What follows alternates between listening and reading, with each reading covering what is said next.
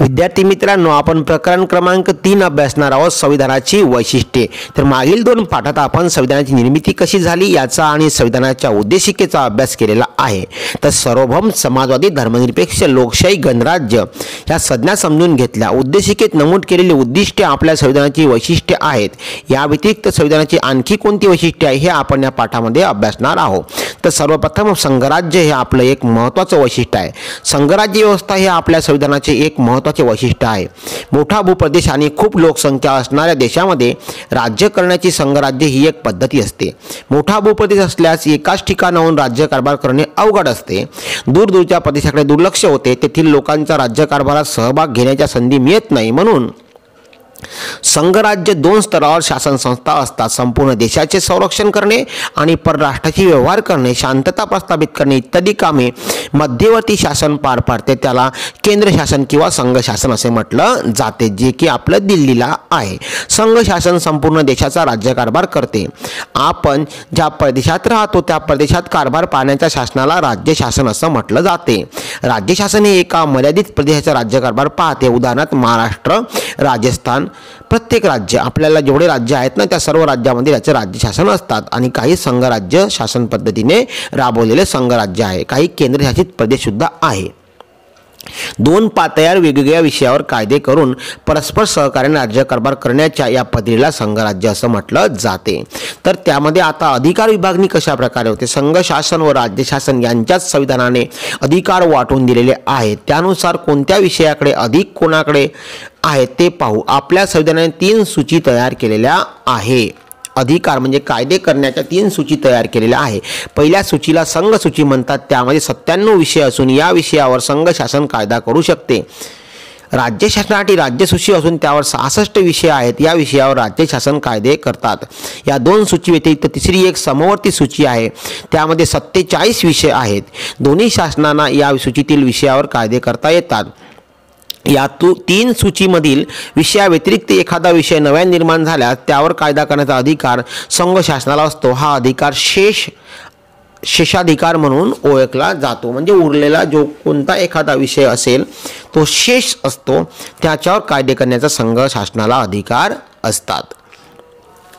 कोणते विषय कोणाकडे आहेत? तर आता जे बघू आपण, संघ शासनाकडील विषय संरक्षण, परराष्ट्र व्यवहार, युद्ध, शांतता, चलन व्यवस्था आणि आंतरराष्ट्रीय व्यापार हे संघ शासनाकडे। राज्य शासनाकडे बघा शेती आहे, कायदा आहे, सुव्यवस्था, स्थानिक शासन, आरोग्य, तुरुंग प्रशासन। दोन्ही शासनाकडे रोजगार, पर्यावरण, आर्थिक व सामाजिक नियोजन, व्यक्तिगत कायदा, शिक्षण। केंद्रशासित प्रदेश आणि संघशासित प्रदेश, भारतातील 1 संघ शासन, 28 राज्य शासन किंवा घटक राज्य आणि 9 संघशासित प्रदेश आहेत। यामध्ये आता बदल झालेला आहे। संघशासित प्रदेशावर संघ शासनाचे नियंत्रण असते। नवी दिल्ली, दमण, दीव, पुदुचेरी, चंदीगड, दादरा, नगर हवेली, अंदमान निकोबार, लक्षद्वीप, जम्मू आणि काश्मीर आणि लडाख हे संघशासित प्रदेश आहे।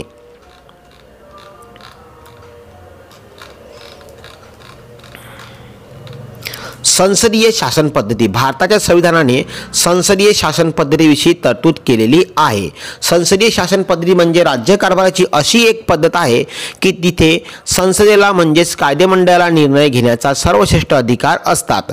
भारताच्या संसदेत राष्ट्रपती, लोकसभा आणि राज्यसभा यांचा समावेश असतो। प्रत्येक राज्यकारभार करणारे मंत्रिमंडळ लोकसभेतून निर्माण होत असते व ते आपल्या कामगिरीसाठी लोकसभेला जबाबदार असते। संसदीय शासन पद्धतीत संसदेच्या होणाऱ्या चर्चा व विचार विनिमयाला महत्त्व असतात।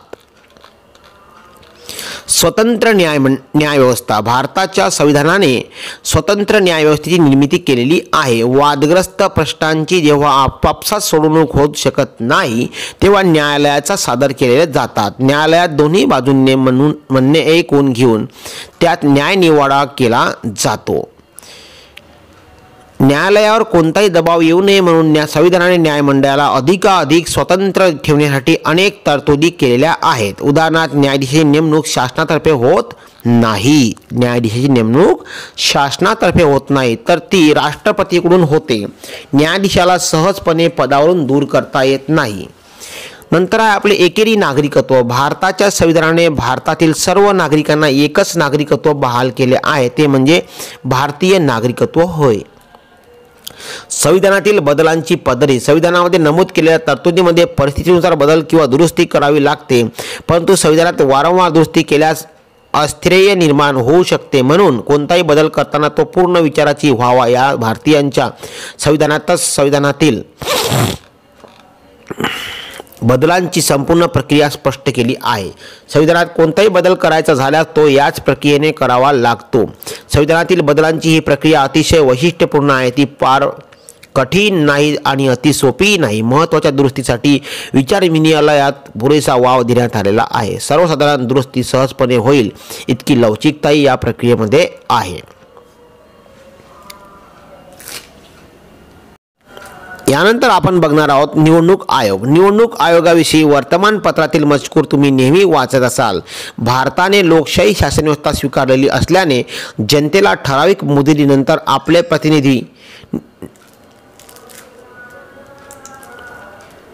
प्रतिनिधी पुन्हा नव्याने निवडून द्यायचे असतात. त्यासाठी निवडणुका घ्याव्या लागतात. या निवडणुका खुल्या आणि न्याय वातावरणात होणे आवश्यक असते. तेव्हाच नागरिकांना कोणत्याही दबावाशिवाय आपल्याला योग्य वाटेल अशा उमेदवारांना निवडून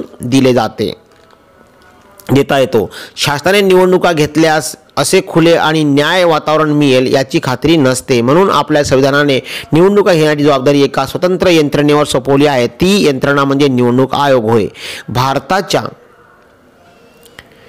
भारतातल्या सर्व महत्त्वाच्या निवडणुका घेण्याची जबाबदारी निवडणूक आयोगावर असते. भारतीय संविधानातील अनेक वैशिष्ट्ये आहेत. या पाठात आपण त्यापैकी काही महत्त्वाच्या वैशिष्ट्याचा अभ्यास केलेला आहे. मूलभूत हक्काविषयी विस्तृत तरतुदी हे आपण संविधानातील आणखी एक महत्त्वाचे वैशिष्ट्य त्या पुढील प्रकरणामध्ये अभ्यासणार आहोत.